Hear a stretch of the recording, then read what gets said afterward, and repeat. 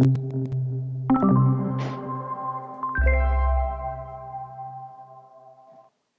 is going on, guys? Welcome to the Wednesday night live stream. Today we have an Aaron. How are you doing, buddy? Good, buddy. Long time no speak. I feel like it's been a few months since I've been on the stream, and a lot has happened. You're now a father. Congratulations. Thank you, thank you. So you're very welcome. Thanks for having me back on. It's always good to be on and to talk about some interesting topics that I don't know if everyone is always thinking about or have grappled with. Yeah, today is an interesting one too, about talking about, kind of a core only or like a fishless reef tank and kind of different pros and cons of it.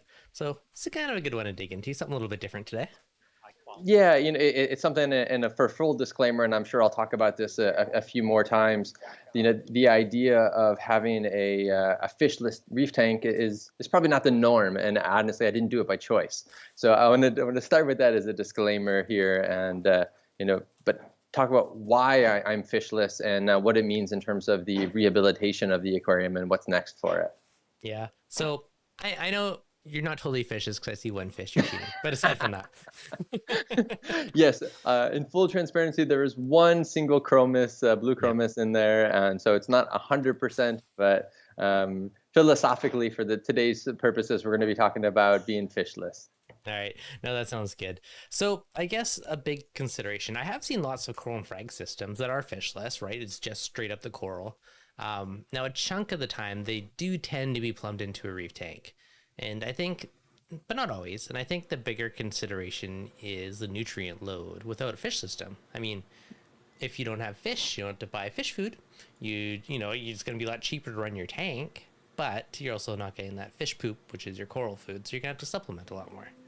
Yeah, I mean, obviously, that's the no-brainer of the piece of this. And so, a term that I've been kicking around with is this idea of recycled nutrients or recycled waste, that everything on a natural thriving reef is recycled from one species down to another, from apex predator down to the tiniest of bacterium in there. So, this idea of recycling of what's nutrients are there is something that I've been thinking a lot about in my system, because I, to your point, have had such little nutrients in there. And so with one chromis, I don't have to feed a lot, right? Yeah. So, as a result, I've got a bunch of crabs and snails and stuff that I have to feed for in there, but I'm having to overcompensate that for dosing amino acids, dosing nitrates and phosphates, just to go from undetectable to something that is detectable. So for me, just understanding how much I have to dose or how much fish actually contribute to the overall biological nature and stability, we know this as reefers, but without having that and being able to then have to add to it, you really can start to see just how much the fish contribute to the stability of the overall ecology. Mm-hmm. No, they definitely do. And we can get to this in a bit, but the other part of it is a lot of the fish also have utilitarian purposes in the tank, right? Yep. Yeah, and so I got 3 clowns sitting in quarantine right now. So for those of you who messaged in my Instagram, oh, get the QT going, get those fish in there. I got some fish ready to go, and they'll be going into the tank as soon as my results come back. Hopefully negative of both urinema and Brock and everything else that I've had to deal with in recent months, with marine velvet being the last of that. So I'm really hoping that everything is good so I can get some fish in there for that utilitarian purpose. Yours, thank you for the super chat. Now should be enough for a beer. Cheers, buddy. So now I guess that's another aspect. If you don't have fish, you don't really have to worry about fish diseases. Now, a good reason to be fishless for a long time too is if you've had an issue with the disease and you want it to eventually get out of your system. Some of them take a long time to die off too, right?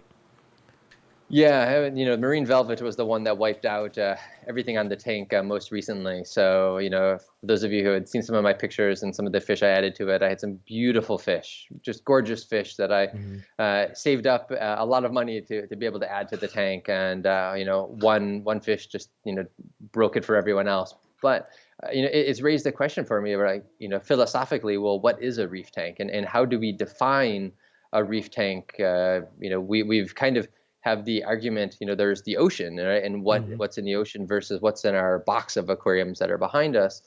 But we have a God complex in the hobby. We want to intermingle the fish that don't naturally live together, corals that don't naturally live together, and hope and pray that everything cohabitates safely and thrives. But the reality is that's often not the case. And so going fishless, it's given me a chance to really just thrive at the idea of looking at corals, right? And how do the corals respond to that, in proximity together, but also in polyp extension. I've had the best polyp extension I've ever seen in my life right now, because nothing is nipping at them and picking around them. And so it has changed the way that I think of a reef. A reef doesn't have to be the natural thing I think about in the ocean. It doesn't have to be the reality of what it could be, or the synthetic version that we make it to be, but it could be anything we want it to be, whether that's with or without fish. And then, okay, first of all, Patrick, Diamond Reef, thank you guys, much appreciated. Secondly, now the other big thought too is, what do you like more? Do you like the fish or the coral? Like this, when we were talking about this topic, I was like deep into it. It's like, I like the fish, but the coral is like my main addiction to this hobby.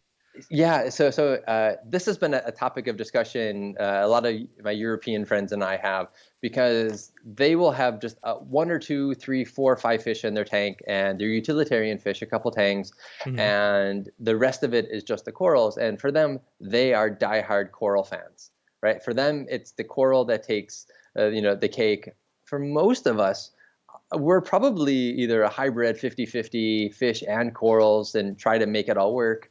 I would say very few people here are, push it towards an all coral only tank, or, one chromis like I have. So, it was an interesting thing, as we were talking about topics, just think about this, like, what do you like more? What is more important for you? And what does the hobby value?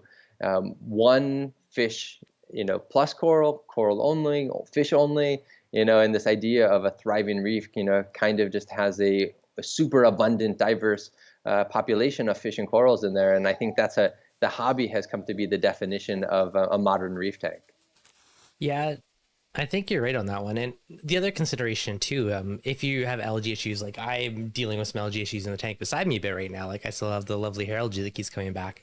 So I actually just picked up a tuxedo urchin the other day, and he's been, the rock I put him on is probably 80% better already. So yeah, I almost wish I bought a couple, but he's been a little all-star in there. Like, I mean, does fishless count inverts? I mean, that's another debatable how you want to look at it. But yeah, and then that's just the interesting thing that I didn't even think about. So I had a couple of stasias that when I brought over some of the corals from the coral holding tank, that I was like, oh, I couldn't get them all off, and then they just like multiplied in the tank. So after nudibranchs didn't work and they were too slow, I went out and I got 30 peppermint shrimp, and within a week they were gone. And so, anyone who's kept peppermint shrimp, they know that they're usually only out at night and you really never see them again. But for me, like all day, all night, mine are walking around, I see them, they'll come right up to the glass. And I know that's because there's no fish in there that are harassing them and trying to get them and threaten them. Yeah. So, for me, it's like, oh, you can keep some of these invertebrates that, you don't normally see. Like I have a Halloween crab as well that, just like wanders around and, that just does its thing. And I see them all the time. So I've noticed that they've been out more. My pod population is insane. Like, they're just like, they light on, light off. They're just like swarming around. So, with nothing eating that, the balance, is different, right? My rockwork is super clean because they're picking and nibbling and everything. But it's missing some of those more, higher level, organisms in there. I do think if I did fish only, I think I would just do a bunch of cool inverts, because they would essentially fulfill that utilitarian void. Sure. And keep the algae at bay. But the one other, I guess, consideration is dosing nitrates, phosphates, right? Are you going to be deficient on that? Do you need to add it? Because the main source is generally fish poop and fish food, right? Yeah, so from a elements perspective, I've definitely had to increase the amount of amino acids that I've been dosing, from before, when I had fish and corals in there, I was probably half the amount of power elixir that I'm using now. And I don't even measure it anymore. I'm just kind of like, the pouring it in kind of approach, even though I have it on a doser as well. and the liquid foods and frozen foods. I'm still dosing stuff into the tank just to be able to keep the nitrogen cycle up and thriving. Just because I noticed, and I was talking to Abe over at Coral Euphoria about it. He posted a video recently about some of his corals fading with his nitrates being lower, and I was like, I've been dealing with the same problem. That I've seen a lot of, not a lot, but I've seen fading in some of the corals because my nitrates were undetectable. And I've had to work really hard to get them to be detectable, and to be able to get them to be 5, and I'm aiming to get them up to 10. Yeah, 10's a good place to be. Like 5 to 10, I think, is a really happy range. Niagara fire corals, thank you. I think that's a really good range to be. If they are too low, again, you do get more pale corals. But if you have more, then I find, you get more deeper, richer colors, which it depends, like, I guess, what you like. But yeah, and Ryan and Vic were talking the other day in a BRS video that came out about balancing out. It was flow, lighting, and nutrients, and obviously that's the golden triangle there. And for those of you who don't know, I'm running a hybrid system of lights where I'm pushing a crazy amount of power if I want to. Yes, you are. Which luckily you guys can't be blinded because I put up the blinder behind us. But for quick reference, I've got metal halide T5 and I got 4 G6 radions in there. So, much light. there's no shortage of light, but that comes at its cost, right? And the cost is at the absorption of nutrients and the uptake of nitrate and phosphates. So that's why, as I increased my photo period or changed the lighting cycle, that I've had to compensate for that for additional amounts of components pro. And so I've increased my dosing of that by 40 ml a day. So I'm now at 210 ml a day of each of the 3 of those. Yep. And you guys saw the picture. My tank is not very well stocked right now. So I'm going through that putting much. The sun and its brother at the tank. That's right. The sun and the moon are on the tank. Yeah. So that's definitely been contributing to that. But I now and I got crazy flow. So before we get to more nutrition and nitrates, I've got 2 of the Pantera. That's the big guys I see on the side. Yeah. So the 42 Pros. And so one is in the front, the other's in the back, and they're kind of just like oscillating in different modes there, frontwards and backwards in their clean mode. And then I have tucked away, which you can't see, 2 of the wave pumps by Neptune. And I had Antonio custom 3D print for me these like valve covers that kind of give me like a 45% curve on them. So instead of the water just blowing straight out, they kind of hit it and blow on an angle. So I get this nice 45 angle that comes through, and they're behind the rockwork. So nice. I get this reverse gyre that's going on the back of the tank to feed to the front. So that's definitely helped me to be able to get a lot of randomized flow in there. Oh, that's promising. That's a funky way to do it, though, with like kind of the hidden and the little deflectors on it. Well, I had them on the top before, and they were fine, but I couldn't only run them at 1% because the water was just shooting too far forward.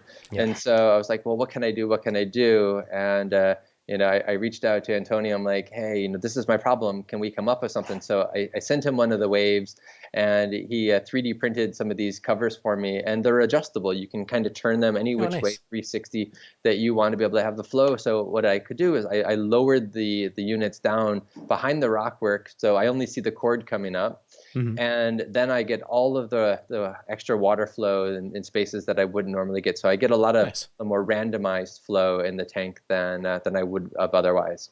So you have a ton of flow in there. You have a ton of light, a ton of flow, which means you're also going to have to dose a ton.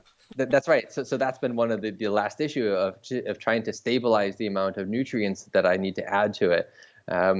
Previously I was feeding 8 cubes of food at a time. So 16 cubes of frozen food, which is a lot, right? And then to be able to drop that way down and increase the amount of coral by 3-4x, I've had to combat that. And so that's definitely been on my mind of what can I do. Yeah. Okay. So Greg's asking what kind of par is capable from that much light. So roughly what par numbers are you punching out there? So if I don't throttle it down, Greg, I'm getting at the surface right around 1600. That's a good So chunk. yeah, at the top of my rock work, I'm getting about 900. At the bottom, so 25, 26 inches down, I'm getting roughly 300 or so. So you're getting a So ton. I'm getting a ton, yeah, and so obviously I have the my schedule, and I should put this in that not all the lights are on at one time. Mm. So my light schedule is my halides are on from 12 to 3. They're 250 watt Giesman. I think Coral. They're the 14,000 spectrum. So they're by today's standard really yellow, really white, but they're on for 3 hours. Then I have the T5s, and so I have four 80-watt T5s, and they're a combo of it's a 70-30, 6,500 Kelvin and 20K. So they're pretty white. Yeah. And then I have the four. I have two XR30s and two XR15s. The 30s are on the top. The 15s are angled on the side, filling the tank in. And so. So you have a hybrid of basically every lighting technology on your tank.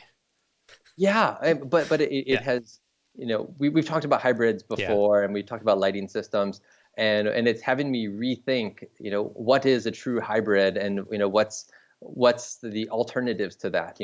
I know my lighting system is super crazy. I'm glad I have solar panels that help a bit. Mm-hmm.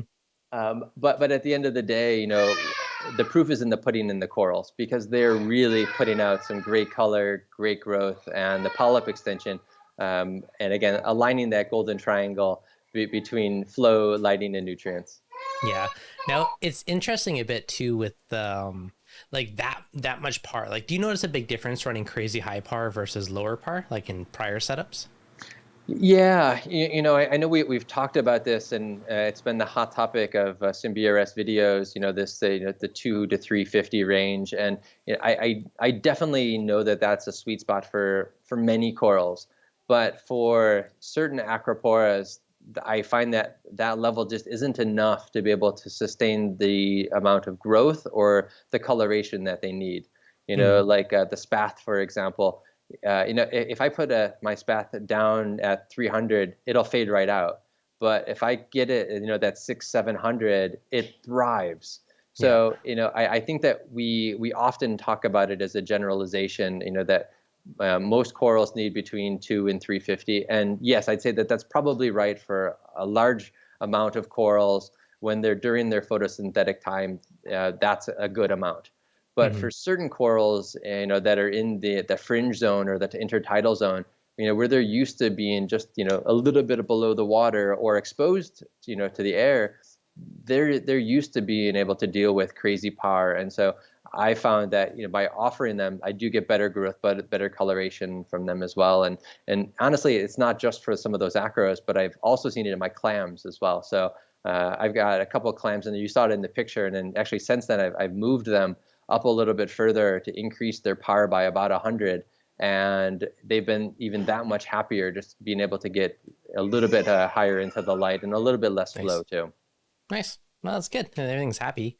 Now another big thing too, we're saying like the polyp extension. I know that's a big one, and I think it was Saul in the chat who said the same thing. Like his Ghani's been crazy since he's been fishless, but again, I mean, less stuff bugging the corals.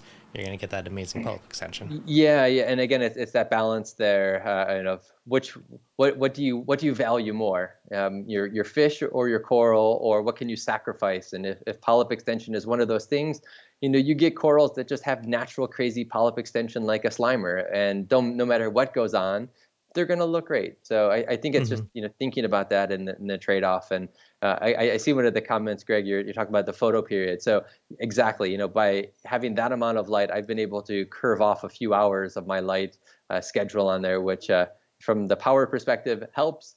But it definitely, I know that the corals don't need 12 hours of light. They can get the same amount of nutrients for between 8 and 9 hours. So and in fact, because of my nutrients been low, I'm on that 8-hour side just because I'm cognizant that they're hungry right now. Yeah. Now, are you Are you dosing much for nitrates and phosphates? Are you feeding much for coral foods directly right now? So I am manually feeding some of the corals in there. So all the euphyllias, I'm hand feeding the sinking pellets, the Aquaforest sinking pellets, Yeah. and then for everything else in there, I'm using a combination of stuff, that helps. And even some like the liquid foods, I'm putting into like a blender and making a puree out of it, my own, like marine snow, to feed on that, to feed the corals in there. So yeah, between that, the Power Elixir, and the Components Pro, I'm getting the elements as well as the food pieces in there. So yes, a combination of different food sources for sure. Nice. Okay. But it's not enough, right? And so I know. yeah, you asked. So I have some not to market yet products to help. It's like straight up phosphates and nitrates from the lab over at Aquaforest. Nice. And so it doesn't even have a pretty label. It just says NO3, PO4. And so by dosing that into the tank, I'm able to see just exactly how many mLs will increase the volume of nitrates and phosphates, and go from there. Nice. I am really curious to see like long term the difference between, like fish food, flesh, poop as nutrients versus just straight up nitrates and phosphates. Like, do you think there's anything that we're missing outside of nitrates and phosphates that the corals need to be supplemented? Or do you think that's basically covers, 90% of the requirements? Yeah, no, I mean, I think again, for simplicity purposes, we say that, trace elements are there to provide a lot of those nutrients, but some of those elements get absorbed differently depending on the tank's parameters. So depending on how much flow they're getting, or how much flow is getting into the coral's inner tissue, that's where some of that absorption is happening. So if you're not providing enough flow deep inside the coral, I think philosophically, I don't have the data to prove this. I'm sure people have studied that, but the coral's not absorbing, the full range of nutrients that you're feeding it. And, I'm including trace elements as part of that nutrition because, a heavy metal, like think copper, think, titanium, things like that, those small little amounts are needed for the coral's growth, and so to me, yes, it's an element, it's a trace element, but to me, I believe it's part of that overall nutrition that the corals have to address as well, and it helps them. No, I would agree. If you are deficient on them, it definitely can cause issues or not let it be its best, rather. Yeah, I mean, you take like we've talked before about potassium, and by dosing potassium to it, well, potassium is obviously a trace element, and we look for what is the right 380 to 400 405 that sweet spot to get the right coloration. And one of the things that I've been dabbling with and looking at is potassium nitrate again, right? Because I need the nitrates. My potassium, it was fine. It was 395, but sure, I could bump it up a little bit and get some extra nitrates in there. But what's the benefit I'm getting from the coral, and how do I play with that on the hairy edge of safety? Yeah, with the not phosphates, phosphorus. Yeah, phosphorus. Potassium, sorry. Oh, okay. So with potassium, when I first started noticing it, I actually noticed like the corals look good. Like there was like an extra like vibrancy to them. But again, what we were doing, I ended up getting too high, and that was kind of like getting to the sketchy zone. So I did a bunch of water changes to knock it down. But certain elements, like it will give that coral, it's hard to say. It's like almost like an extra vibrance of just giving it like, the right nutrients that it needs. Yeah, so what I wish I wish it was easier to do more home testing, to be able to know at an elemental level, your own personal ICP machine, being able to do that. I know it will never exist because of cost, but it would be cool to be able to say, okay, I'm gonna like that spinner thing that exists. I'm gonna put my water in there instead of just giving me like the handful of things that does an awesome job at doing.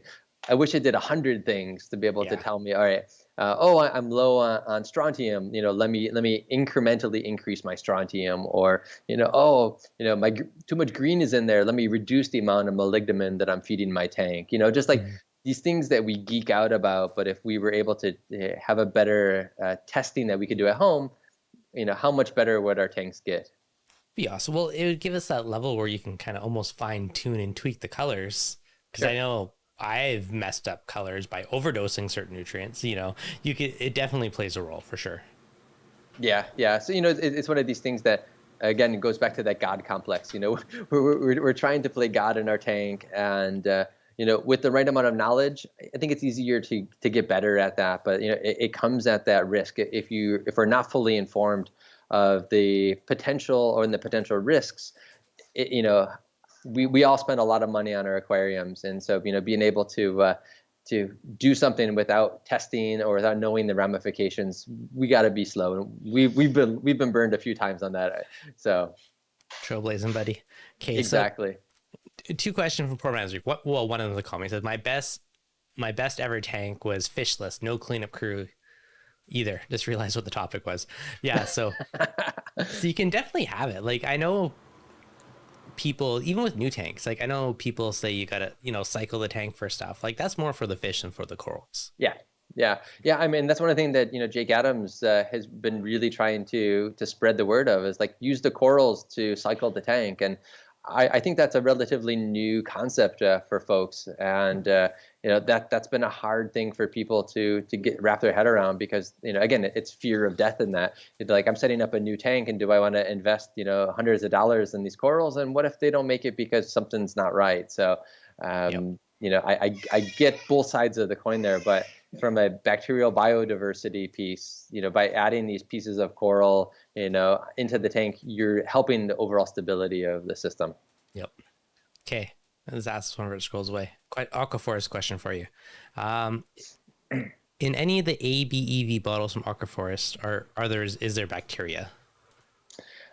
So live bacteria, no. There's no live bacteria in each of those four. If you want to do for nutrient control the live bacteria, like when you get the sand, the biosand that has a bile that has it in there, there is the bio-S and bio-F that have the bacteria in there. One is live, or one is in the liquid form, the other is dehydrated. So when water hits it, you get the benefits of that. And then some of the probiotic bacteria in the Aquaforest probiotic salt, and the new hybrid salt that's coming to the market. Those of us in the U.S., we should be able to get it from BRS in a couple of weeks. I've been using it. I absolutely love it. So what's the difference in the hybrid? So it basically, for simplicity purposes, it takes the reef salt with a new modified formula and the probiotic and combines it into one new salt. So you get probiotic plus two forms of salt. You get the ancient salt, which is what we call the synthetic, which is harvested salt from a mine, and natural flake salt that has been evaporated salt. So you get two salt forms plus probiotics in one salt. And so when you look at it, and I'll post a picture of it after the stream, you can see like the flakes in there as well as the little granules. Oh, that's cool. Now, just for my own curiosity, is there like a big difference between the two sources? Like the flakes versus the mind, or like mixing them, you're getting special blend of both, but like, is there a big difference of one or the other, or is there like a benefits to having it all blended? Educate me. The way that I like to talk about it is, you have an ancient ocean versus the current ocean, right? Vastly different. So, a lot of we call synthetic, or the mined salts, are from an ocean that was, a couple 100 million years ago. So the ocean's parameters and trace elements and elements in general are just vastly different. So you get that makeup of things, which some are higher, some are lower. Then you get the evaporated salt, and this comes from the northern, I want to say Adriatic, but I may be wrong in that sea, but like way up north near the Arctic Circle. And so that is then evaporated. So again, it'll be rich in other forms of nutrients. So then combining it, you get an overlap. And obviously it's been ratioed out so that it's natural to our tank's needs today. But you get the third benefit is the probiotics. So together, it just really does help provide a good nutrient control for the system, and just give a nice full wide range of those elements as well. Nice. Thanks. I know that was a long-winded answer. No, that's okay. I was curious. Thank you for the education. Okay, so I saw before you jump in. I saw a yeah, question long time ago about which okay, tangs do I have in quarantine. So I have a purple tang. I have a pre-block on Hawaii yellow eye keyhole tang, and a white-tailed bristletooth. So those are the three tangs that swim as a trio in the tank there. And with them, I have a 6-line wrasse and my buddy Clarence's 2 clowns before he broke down his tank and moved to Florida, which I hope everyone in Florida is doing all right. He passed on to me. So that's what's in QT right now. nice. So they're eventually going in. So you're not going to be fishless forever. I'm hoping next week when I get those results from Aquabiomics that they come back favorable that I could add to the tank. So I just saw that ages ago and I just wanted to answer that question. Nice. Well, once you get your test, we should do some comparisons on our tank to be interesting. For sure. Yeah, let's do it. But before I actually set my bacteria test off, I added a bag of Miracle Mud and I added a bag of the Aquaforest Life Source as well to my thing. And I had a very diverse tank. I think a mixture of the 2 different muds added quite a bit. So I'm really curious to compare with yours and see how it is. Yeah, and we've talked about this, and people ask me about the Aquaforest Life Source all the time. And there's obviously a couple different methods of using it. I prefer not to dose it directly into the tank. I'm sure you would as well with a filter roller. You're going to pull out so much stuff with a filter roller. For me, I keep it in a container in the sump, and that for me it works fine. And I actually have one of the media reactors pour into the overflow into the container, and so very slowly it just keeps it churning in there, and I get a little bit at a time. And every month I will replace it. And for me, I'm able to get the benefit without the cloudiness of the tank.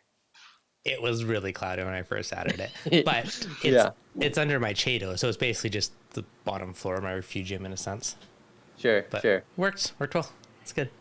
Yeah, Patrick, I see you're commenting here about purple tanks getting nicked. It was nothing to several versions ago when I had my powder blue. Obviously those things are magnets. So the tanks, they were in hypo for a long time. Now they're almost 1.02. They're at 2.5 now. The tank's at 2.6, or 2.6, almost 5. So they're getting ready to go into the main tank. Nice. There's I have a buddy that has a powder blue and might be shutting down a tank. I'm like tempted. I love them. Mine actually did great. It came from a hypo system over at Reef Lounge, and it was great. I never got ick on him, and so until Velvet got it, it was ick free. So I think it's just variety of diet and just overall husbandry really does help on fish. Yeah, no, it definitely does. And so you have in quarantine now? I don't have a powder blue, but I have the three other tanks. The 3 others. Yeah. Purple. Okay. Yeah, the purple, the yellow eye, and the white tail bristletooth. Nice. And they're all in the same quarantine. They're getting along. They're buddies. Yeah, so the purple tank's the smallest and the dominant fish in the system. But yeah, they swim in a trio, and they get along quite well. So I'm hoping that to be the same. I'm going to put them all in at the same time, and hopefully they'll keep that same pecking order. I think adding them at the same time makes a big difference because you don't already have someone that's established and is more of a bully to whoever the new guy is. Yeah, and in fact, when I was restocking, previously, I actually added my gem tang and the powder blue at the same time, and they each went to one half of the tank. And for a while, they would only go to that half, and they'd meet in the middle, then they'd turn around and go back. And they would just like swim in circles in their own side of the tank. And it was bizarre that was their territory boundaries, was like half the tank. Is because when I put them in, they kind of just scooted to the corner. And yeah, that's crazy. They very rarely would go in each other's side of the tank. That's crazy. Did it eventually start crossing over, or is it? No. Really? Yeah, they completely stayed in their own spot, and it was so. My scape has a couple of caves, and the middle cave they would just like go around in circles and swim through the middle cave. Yeah, and they would do their loops. Huh, that's crazy. That's interesting. We'll see. I'm on the fence if I should add one to my office tank or not, but I do love them. They just get aggressive. They're real SOBs when they get big. Yeah, it can be true. Anyone have a Yerpul? Have you seen those? The Yerpul tanks? It's like a blue and yellow hybrid. No, I have not seen the blue and yellow hybrids. Obviously, I know that the talk of the moment is the purple yellows that Yeah. Biota is doing. Yeah, Yeah, which that's basically what it is. okay, yeah, I've never looked at one. I just quickly Googled image it because I was curious, but it's kind of a bluey yellow body with yellow fins. okay, They're like crazy expensive though, so I doubt many yeah. people will have one. I'm not sure what thinking about going back to adding fish. What the strategy will be Hmm. for it going forward. I'm still on the fence about going adding more of the angels to it. I would really like to, but I'm thinking going okay with some of the fleshy coral. So I'm on the fence there. So Yeah. we Well, shall see. that's actually another consideration. If you want movement in your tank, but you are going fishless, I mean, fleshy or lots of LPS can provide that motion in the tank, right? To make it not. I mean, Yeah. sticks have little polyps go, but sometimes it is nice to have more moving. Like I love gonnies for that, or torches. Like I love those big wavy tentacles because it does add a lot. Yeah, like I have, we can't see it in the way that the picture is framed, but at the end of the tank, he goes into Yep. the garage, and when everyone comes in, that's what they want to see. They like to see the flowy part of the tank. No Hmm. one else cares for the sticks and the stuff that doesn't really move. So, knowing this, I built Escape to have all the flowy stuff on the side that people want to look at, and then I look at the rest of the tank. So, you know, Isn't it funny how much we like? I don't know. I find like all the hardcore reapers, everyone likes their sticks, but anyone doesn't care. They're like, ah, GSP and that little bit of flowy all over it, right? You're like, oh, yeah, that's yeah. amazing. Yeah, so I kind of have to appeal to everyone in how and where things are placed. Yeah, exactly. So yeah, that's fair. Are you gonna do so in your tank? It is fairly mixed right now, but is there any emphasis on one coral, or is it just mix whatever suits your fancy? I had the intention to be a pure stickhead, but I'm going to the more dark mixed side of things and trying to have to figure out light zones and flow zones to make that all possible. So. Hmm. Um, we have all said that the mixed tank is the hardest tank because you're trying to really just have everything balance out in there. And I agree with that. It's so much easier to have just one or the other. But I'm going to try and I'm going to see, how things are going. Yeah, that's fair. Now, on the other note, I think if I, the little trend you see everyone with their little tiny Pico tanks and like super Yeah. like 1 gallon tanks. If I did one of those, that would 100% be fishless. I would just throw in a couple inverts and maybe like some basic corals. Yeah. The closest that I have to my Pico is I have a clown tank that has 4 anemones and two clowns. And Hmm. it's this little 7 gallon tank, and it does the trick. And it's like so easy maintenance. It's great. It's just a hang on the back filter to it and a water Nice. bottle for ATO. And it's great. Super easy. It's super simple. And that tank, I spend probably as much time as my big tank looking at, which is insane. The the thing that I like about a nano is you can get all these super micro creatures and Yeah. stuff that like the more you stare at, the more little random things you could find. Yeah, I think the misnomer is that people think it's easier, and it's not really that much easier, right? Because particularly from a salinity perspective, because Mhm. evaporation. So, that's the thing that I find with my little one, that I have to deal with the most is just like making sure that I had a top up system. So I have a Yeah. piece of blue painter's tape on there, with the water line. And I, did it intentionally because it's not pretty, but because every time I'd walk by and look at it, I made sure. And then, we went away for Labor Day, and I, added in just, a bottle of just gravity fed ATO. And Mhm. now I'm just like, why didn't I do that months ago? It just makes my life so much easier. So Yeah, I mean, super simple way is just that bottle upside down with like the little thing, and as the surface breaks, it adds yeah, a bit yeah, more. Yeah, yeah. That's what I got. $10 on Amazon. It does the yeah, trick. no, exactly. So it's super duper easy. I mean, if you have a nano, honestly, as long as it's an ATO and you just do like a decent weekly water change, it will be an easy tank, in my opinion. Yeah, I thought to break the nano rule by having a nano tank with a a canister filter that's probably 4 times the size of the Nano itself, with a several gallon ATO, and put it on a bookshelf and have all the other stuff hidden below. And when you look at it, you're like, oh, look at that tiny, cute little 1 gallon Nano. But the filtration is probably double, triple the size. I don't know if that breaks the rules or not, but I've been thinking about it. It's like sneaking a sump into a Nano with like a canister filter or something. I mean, that could also be your flow for the tank too, right? So you can kind of double it. Yeah. So I'm playing around there with what is technically a Pico tank? Is it what you see, or is it the total system? Yeah, I don't know. That depends up to the person's definition. But if coral only, I mean, to me that's like the perfect way to do it. Yeah, one of the things that I've always wanted to get for a display tank that never did was either the Pom Pom crabs, or like the sexy shrimps. Yeah. And in a big tank, you just never see it. So I was like, in a small tank, that would be really cool to do something like that you really just have to get those magnifying glasses out and check it out. I think if I did it, like one of those, because I keep seeing people post those mini ones. And I was thinking what I would do. I think I would do it rock flowers and sexy shrimps. Done. Bunch of pretty rock flowers, bunch of sexy shrimp. And you had some really nice rock flowers before. Oh, didn't you have a whole tank that was just rock flowers? Yeah, I had a 20-gallon Nano that was I think I had probably 50 to 60. Like almost the whole sand bed was just rock flowers. Like really cool. Oh, and that was another thing. People are like, "Oh, rock flowers can eat fish." No. What do I have in there? I had a purple firefish. I had a mandarin dragonette. And I think, was it a royal gamma? Something else. Anyways, I think I only had 3 fish in there. Okay. But everyone in there had like 60 rock flowers. Never had an issue with losing a fish. So. Yeah, there you go. I know. That, in my opinion, that's not an issue. Anyways, I remember I've seen a bunch of people saying that. I was like, nope. Not my experience, at least.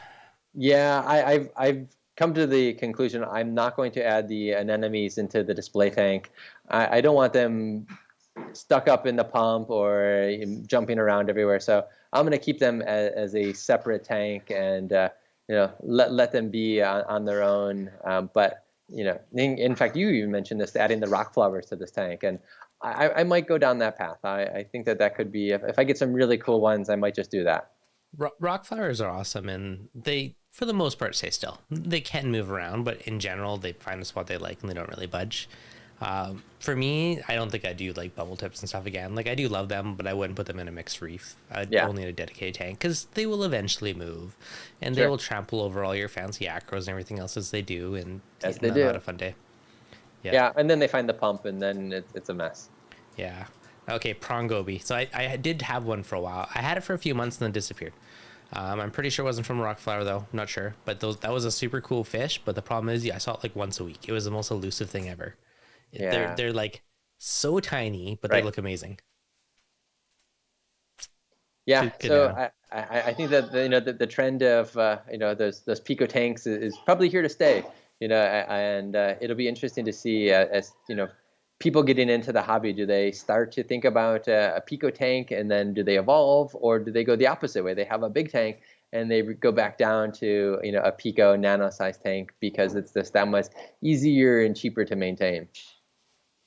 Yeah, I don't think I'd only have one. If I had a big tank, I think I might do a second one for fun. But right now you have 2 big tanks. Well, that's the problem. I don't know if I'd want a third. It's hard enough, right? Yeah, one looks amazing, and this one has a bunch of algae. So hopefully the urchin gets rid of it all for me. I remember I had some turf algae issues. And I called up Algae Barn and I was like, please give me the smallest tuxedos that you got. And, they came in like half the size of my pinky. But they were great for going around the frag plugs and didn't touch anything. And, eventually they got too big and couldn't get between the plugs. But, I think it was awesome that they accommodated and just being able to provide just a small one. Yeah, no, that's awesome. Hey, urchins are probably one of the best algae eaters out there. Like if you you have algae issues and you are doing fishless, like I remember like years ago, one of my sumps where I used to have my refugium, like there was just stuff everywhere in there. I put one in, and like a week later, like my refugium was like sparkling. It was so clean. All my algae everywhere was completely gone and cleaned up. Like they're awesome. I'm going to give you another one to that list. Please. Unique Corals is bringing in their tropical abalone, Ah, and those things are fantastic. I have five of them in the tank behind me, and then one of them in the clown tank with the tangs. And I haven't had to clean the tank with the tangs and the clowns in probably 2 months, because this one abalone, which I got in maybe an inch, is now 3 inches long, oh, and every nice. night it goes through cleaning all of the glass. So I I'm You're a super believer? impressed with those. Yeah, I am a believer. I know, when I first saw them on Unique Coral's website, I was like, those are cool. I gotta wait and get them, and I did. And then I saw Jake Adams do a video about them, and they were super cool. And it's great to see mine. Some have a more green on the shell, others have more Nice. red. Growing up and just being a really cool addition to the tank, Huh, and that's cool. not touching the corals. They will literally go around it, and because their foot travels outside of their shell, that they're super gentle around the rock work as well. So Nice. I don't know how much they are at the moment. They were 25, $30, but they were worth their weight in gold from an LG crew. Well, if I ever see one for sale, I will get one and try it. Yeah, I, you'll be super happy.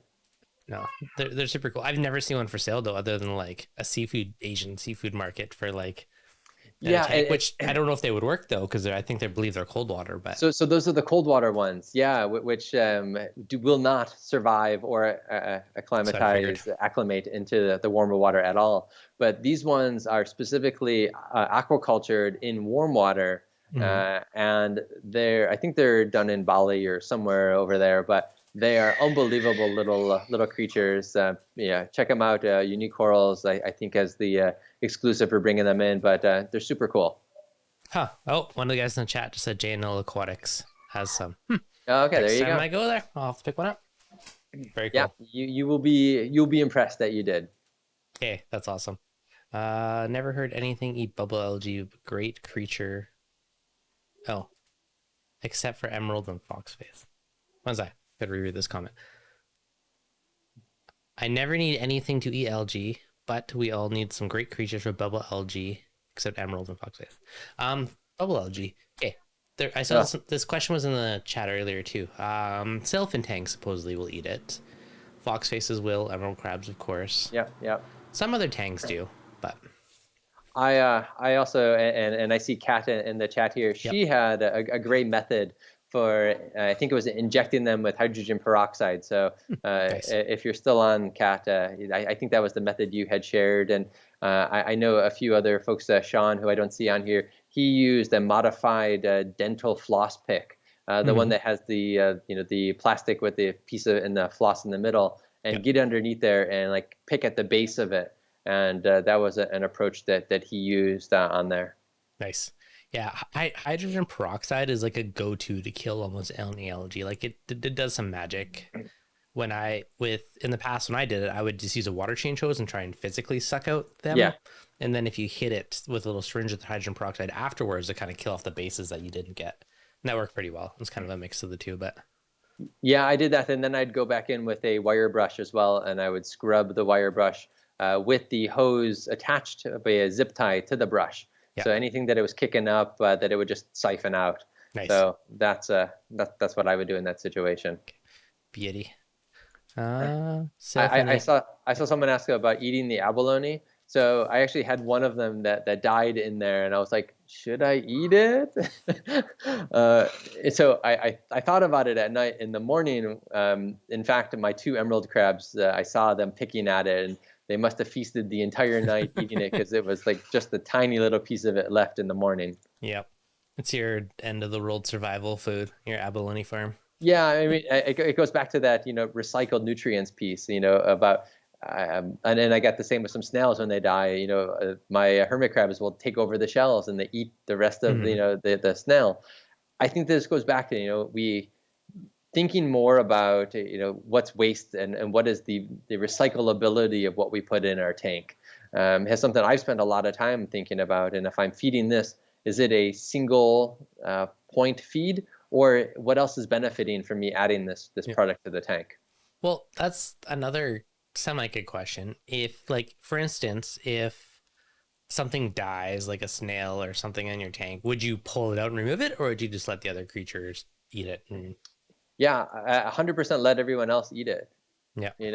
And unless it's like a sick fish, right? If you're dealing with Hmm. something, I'm all for letting the cleanup crew in there do what they need to do. And so I'm all for that, and letting them, do their job, and be that natural predator or that scavenger that they are. Yeah. No, I mean, it is kind of like the circle of life in a way for, creatures in there. And it does, one method, not really a method, but that does add nutrients back into the tank, which does do that kind of cycle for everything else.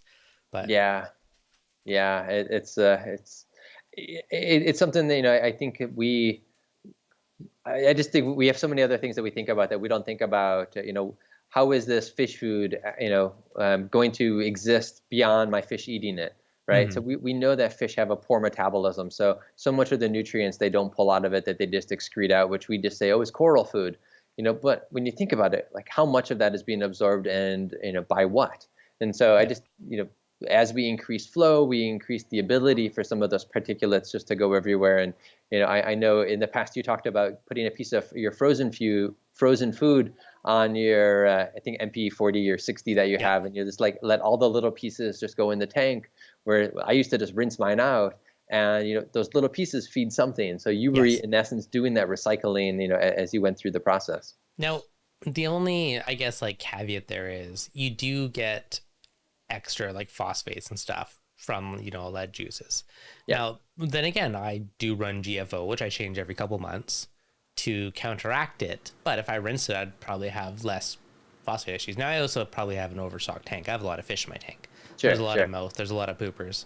But I also feel that that is all coral food. So, all the little mice's bits in there and, all the fish poop, all that stuff to me is just like coral food, which helps the coral be happier. So it's a trade off. Yeah, and I've actually been moving away. So for a while, I wouldn't say exclusive, but I was predominantly frozen food. Hmm. And then I've been using some liquid foods, and I've been moving more and more towards flakes, or sorry, not flakes, granules and pellets, Hmm. because they're more complete. And the reason I did that is because while a mysis shrimp or brine shrimp has a lot of protein, Hmm. it doesn't have a lot of the other nutrients, right? And vitamins and minerals. And so I ended up finding myself having to dose it with, fish V as a vitamin source to soak into it, which is fine. But I was like, Hmm. well, I'm not giving my fish the best variety of food that I can give them as well. Let me start substituting them and giving them more things that they can nibble on and enjoy. So that has helped to change my own mindset about just augmenting the ratio of protein to veggie and minerals that they're getting in their diet. Yeah. I haven't fed pellets in so long. Maybe I'll feed some tonight for good measure. Yeah, I mean, I've got auto feeders on everyone except the main tank here, Yeah. and I just it helps not just if you're away or whatnot, but just for me, just to give them a lot more frequent feeds. Yeah, that is fair. And there is definitely something good to be said about lots of smaller meals too, especially for those high metabolism fish. Yeah, if you got Anthias or Yeah. even some of the angels in there who could naturally nibble on stuff, those things would definitely benefit from the multiple feeding. Now, when you had, a whole slew of fish in there, was there any that wouldn't go for the pellets that would only eat frozen?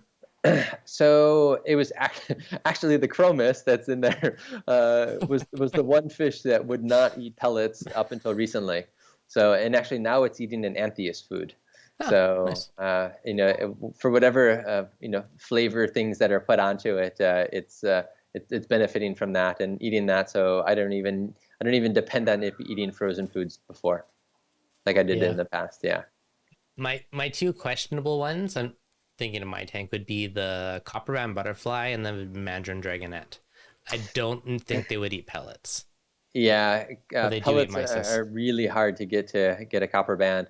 Um, uh, Trickery was the only way I was able to get mine to eat pellets. It Was worked if though. I intermingled them with the frozen, and Hmm. I refroze the cube, that it Hmm. had pellets with or granules with the mysis together, and froze the whole cube, and it went in there and it would just peck at the whole thing. Oh, really? So it actually worked, eh? So yeah, but I defrosted the cube, put in the granules, mixed it up with a toothpick, and then refroze it. Now the next question is, was it worth the effort? No. And I did that as sorry as you were drinking. It wasn't worth the effort. It was a fun experiment, a Yep. pain in the butt to do repeatedly. Mm-hmm. I just accepted the fact that it'll eat frozen food, and that was that was the way it was. One thing I want to do, actually, we're going to do this on a buddy tank first. This is my test subject, but I want to do eventually just get like, the mini fridge and then just feed like kind of like the liquid foods to the tank on a doser. Yep. I think that's a cool way to go. Yeah, I saw someone, and I don't remember who at BRS has one of those mini fridges that are at their desk, and they do that with dosing some stuff, and I was like, that's pretty cool. Yeah, I've thought about it for so long. I don't know how I'd fit a mini fridge under the tank, so I got to work some magic there, but I think it would be, it's a cool way to do it. If there's anyone that can figure out how to get something else added underneath one of your tanks, it's you. Yeah, somehow. There's a will, there's a way to jang it in there. Like, you could bungee cord that thing off the top of the base of something. No, it can't be ghetto. It has to look good. That's the hard part. Yes, I understand. It has to look good. And if there's a will, there's a way. And if someone can figure it out, I know it's you. I'll see what I can do. I'm sure you can do it. Yep. So what do you think? What is your overall preference? Fishless or with fish? Or low fish load, high fish load? What's your personal, if you only have one tank, what would it be? Oh, it would be with fish. It would totally be if fish in there, 100%. As I said at the onset of this, that this is not my preference right now, and it was out of necessity. I've had to appreciate the finer points of it of corals and invertebrates more as a result. But yeah, I'm the reef purist in me says that it should emulate the ocean and my God complex to have a diversity of fish and corals in there. Yeah, that's fair. The God complex. It always made me laugh. My wife's dad's one day, he like looks at me, he's like, you're like the God of the world, right? I'm like, yes. Yeah, and I don't mean to dramatize that using that as a statement, but we as reefers try so hard to manipulate and do everything we can to get our tanks be as optimal as we mentally think is possible, whether it be from biodiversity of fish, color diversity in corals, LPS or SPS, but we try our best to do that, and we definitely try our best. Yeah, we definitely would. Piorts, I don't know how to say your last name. I feel like it'd be hard to keep pests in checks without fish. You would definitely need to be more stringent on your quarantining and or dipping, like for acros, for instance, generally dip them all. I'd also cut off the bases. Like, you definitely want to be more diligent because you wouldn't have those natural predators. So something to consider. Yeah, and then which fish you have to eat those pests as well. Yeah, exactly. I was actually I shared with you my new magnifying glass, and Philip, thanks for joining. And you actually are the one who inspired this. You have this jewelry magnifying glass that you showed me, which is like super cool. So I went and I got this surgical dental thing that you. Oh, you showed me that the other day. That looked good. Yeah. Actually, I'll go get it. I'll show everyone. Okay. And that was like cheap too. I think you said it was like $40, and it's like your, jeweler style magnifying glass. All right, and so I won't keep everyone too long, but this is the unit here, and so you basically will put it on, and I have to put it over my glasses, and it comes with like a few different magnifiers here, and I'm able to get up to the coral, look at it. It's got an LED light onto it, and it gives me a chance to really just inspect it and invade the corals. And it was like $20 on Amazon, so cheap, super cheap. If you want, Devin, I sent you the link to it. So if you want to put it as part of your Amazon link list, by all means, you can do so. But it's been super cool to like inspect the corals at a way. Whether you get a new coral and you're looking for pests, or you just want to like look at the tank a little bit more. I really enjoyed it. Yeah, I'm probably gonna pick some up later, just because like for inspecting coral, right? New ones, like you're freaking hyper zoomed in to be able to inspect it, make sure there's no pests. Yeah, like this particular one, there's like a 1x to either a 3.5 or 4 times, and so it's cool. You can just pop it on, and again, I wear it over my glasses. It works, and I've got really good visibility onto things. Oh, that's super cool. One time when what was really interesting when I bought a coral from someone and it had Aqua eating flatworms on it. I'm like, I don't trust this. So I did not put it in my tank for ages, and I actually put it in the microscope and inspected it. It was really Yeah, cool. Like to be able to see like a full polyp open, like under a microscope. And then, once you actually found the flatworms, like they blended in pretty dang well. Like it was actually yeah, yeah, amazing. yeah. Yeah. I mean, their pigments really do. I mean, to be translucent enough to just be basically invisible, which is pretty cool. Yeah, I could see the bite marks, but I couldn't find flatworms until I actually dipped it. But it amazed me how well they blend in. So being able to get up close and personal makes a big difference. Yeah, Mother Nature at her finest. And so again, Philip has this cool pair that is like super expensive jewelry kind of style. This little guy here is just does its thing. Hmm. This is like I think a 2 light. There's a 5 light one as well, but with a flashlight does the trick. Yeah, no, that's awesome. I suggest it for everyone to inspect corals.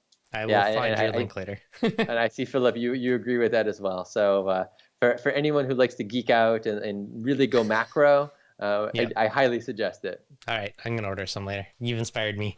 I was debating when you first showed me. Now you've sold me on it. I'm glad I spend every night I put him on with the flashlight looking at every stick in the tank.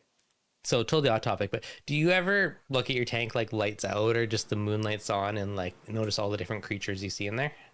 Every day. Yeah, you're up close and personal. Yeah, I do, and whether it's just seeing how something is growing or just like what's there daytime versus nighttime. Yeah, I mean it's aside from looking at my family every day, it's the thing that I will look at in the morning and before I go to bed. Nice. Ah, that's awesome. There's Yeah. in my tank I have a big like serpent star.